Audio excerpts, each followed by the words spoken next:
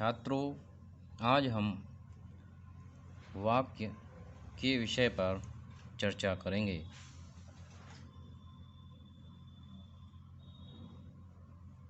किसी भाव या विचार को प्रकट करने के लिए निर्मित सुव्यवस्थित पद समूह वाक्य कहलाता है। शब्दों के सुव्यवस्थित संयोजन से वाक्य बनता है। वाक्य में कम से कम दो पद, एक कर्ता पद और एक क्रियापद होता है। वस्तुतः वाक्य सार्थक शब्दों का सुव्यवस्थित क्रम है जो व्याकरणिक दृष्टि से पूर्ण होता है। उसमें अर्थ व्यक्त करने की क्षमता होती है।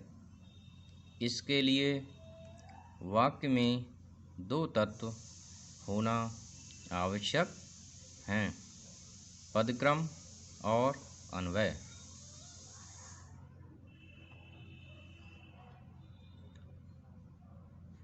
अब हम जानेंगे कि पदक्रम क्या होता है और अन्वय क्या होता है।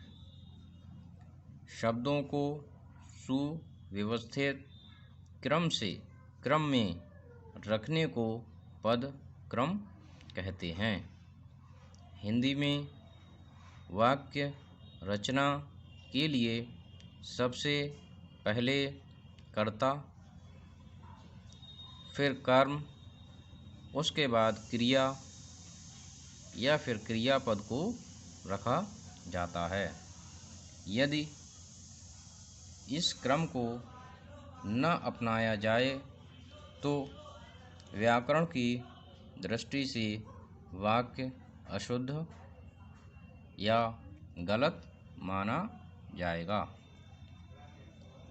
इसके बाद हम बात करते हैं अन्वय की।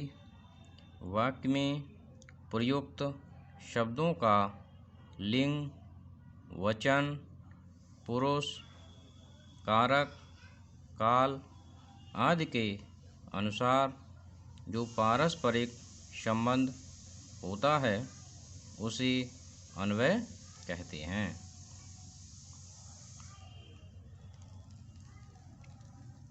इसके बाद अब हम वाक्य के अवयव या अंग की चर्चा करेंगे। वाक्य के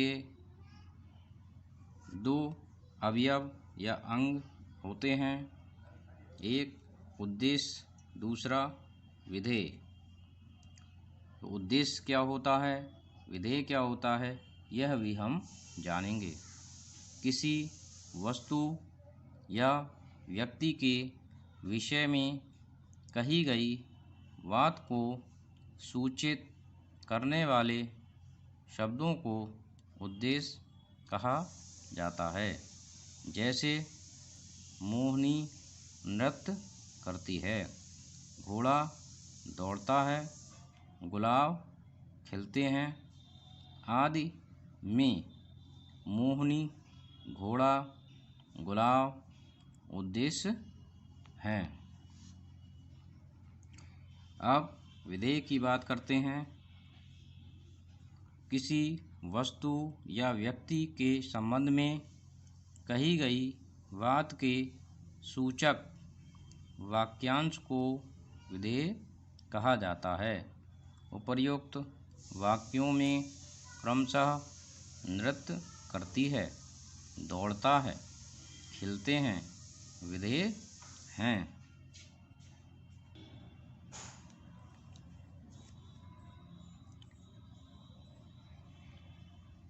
नोट: आकांक्षा, योग्यता तथा क्रम वाक्य में तीन प्रमुख गुण आवश्यक होते हैं।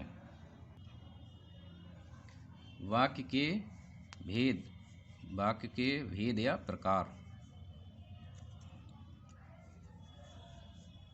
वाक्यों को रचना या स्वरूप के आधार पर, अर्थ के आधार पर, वाच्य के आधार पर वर्गीकृत किया जाता है। तो रचना के आधार पर 3 प्रकार के होते हैं: सरल वाक्य, संयुक्त वाक्य, मिश्र वाक्य।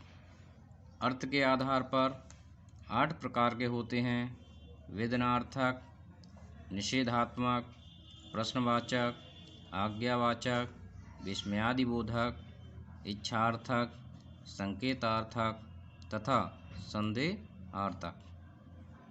वाच्य के आधार पर 3 प्रकार हैं: कर्तवाच्य, कर्मवाच्य तथा भाववाच्य। अब हम इनको जानेंगे।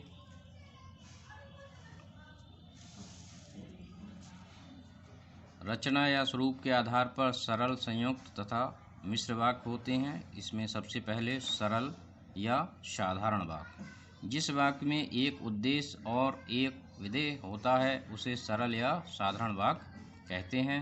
इस वाक्य में एक कर्ता और एक क्रिया होती है। जैसे मोहन ने पुस्तक पढ़ी, गुंजन नाचती है, श्याम खाना खाता है। नंबर 2, संयुक्त वाक्य। जब वाक्य में एक से अधिक प्रधान उपवाक्य होते हैं तब उसे संयुक्त वाक्य कहते हैं।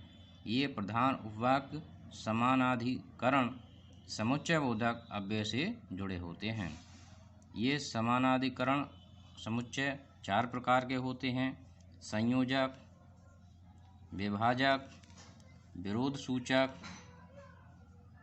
तथा परिणाम सूचक।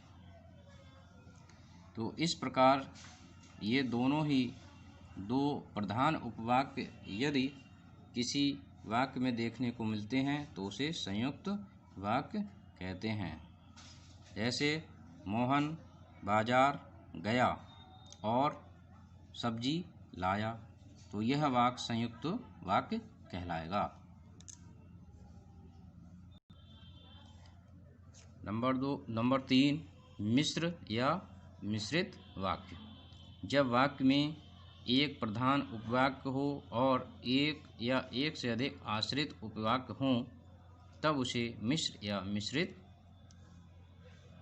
वाक्य कहते हैं।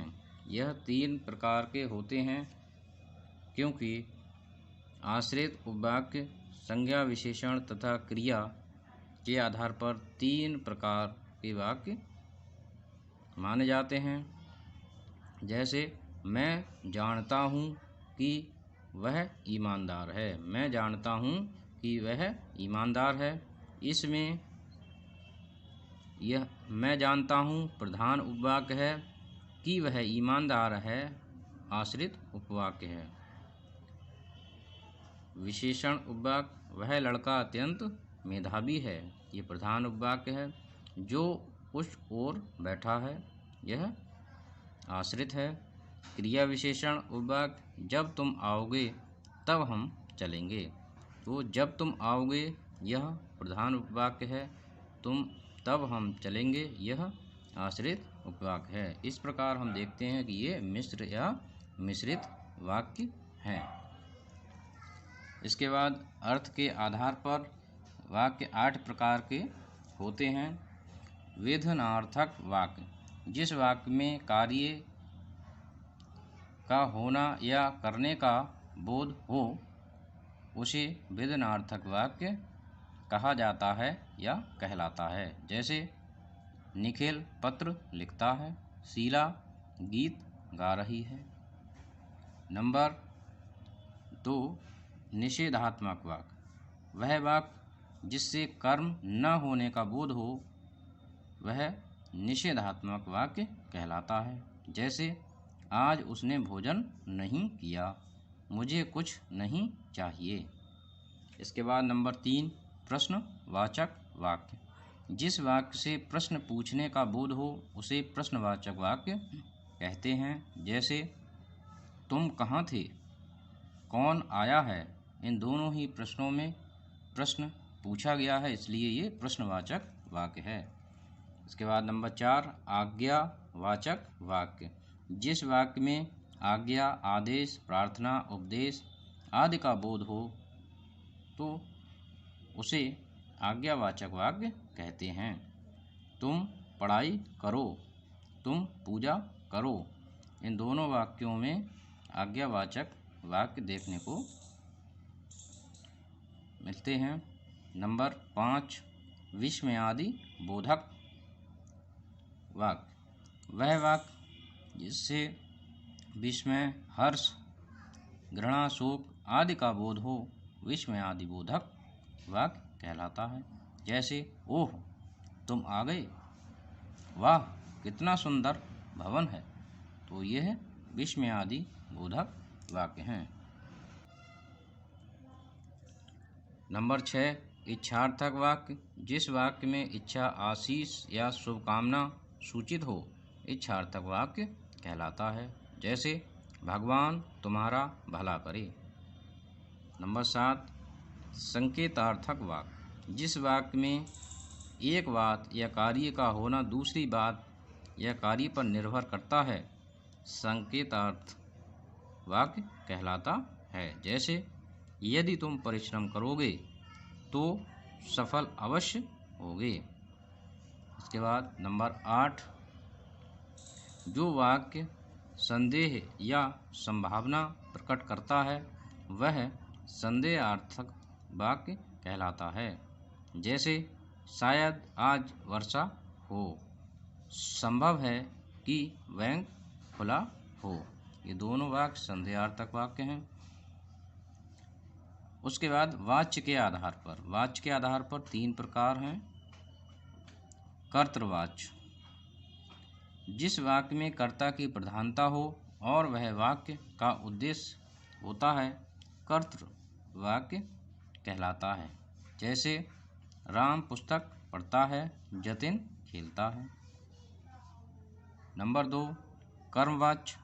जिस वाक्य में कर्म की प्रधानता हो और वही वाक्य का उद्देश्य होता है कर्मवाच्य कहलाता है। जैसे पत्र लिखा जा रहा है, श्याम पिट गया।